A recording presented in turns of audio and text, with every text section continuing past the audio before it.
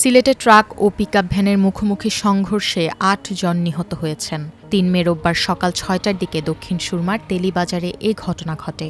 নিহত ব্যক্তিদের সবাই নির্মাণ শ্রমিক। আহত হয়েছেন অন্তত ১২ জন। নিহতদের মধ্যে ৪ জনের পরিচয় পাওয়া গেছে। তারা হলেন সুনামগঞ্জের দিরাই উপজেলার ভাটিপাড়া গ্রামের মোহাম্মদ সুরুজ আলী, একই উপজেলার শেট্টি গ্রামের মোসাম্মদ মুন্নি, দিরাই উপজেলার নুরুন্নগর এলাকায় মোহাম্মদ ফরিদুল ও সিলেটের জালালবাদ থানার লালারগাঁও এলাকার মোহাম্মদ বদরুল।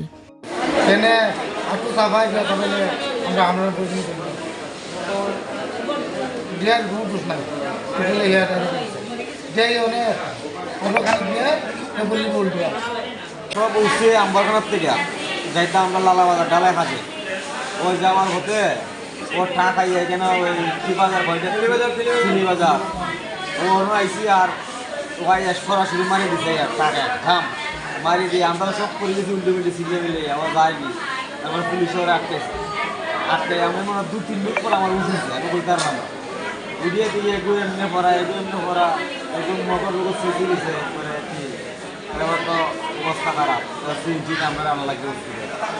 আহত কয়েকজনের সঙ্গে কথা বলে জানা যায়, পিকআপে করে একটি ভবনে ঢালাই কাজের জন্য সিলেটের আম্বরখানা থেকে দক্ষিণ সুরমার লালাবাজারের দিকে যাচ্ছিলেন। পিকআপে তারা ২০ জন নির্মাণ শ্রমিক ছিলেন। সঙ্গে ছিল ঢালাই মেশিনও। পিকআপটি তেলিবাজার এলাকায় পৌঁছালে বিপরীত দিক থেকে আসা কাঁঠাল বোঝাই ট্রাকের সঙ্গে মুখোমুখি সংঘর্ষ হয়। এ সময় পিকআপে থাকা সবাই ছিটকে পড়ে এবং হতাহতের ঘটনা ঘটে। ২ জনকে শনাক্ত করতে সক্ষম হয়নি।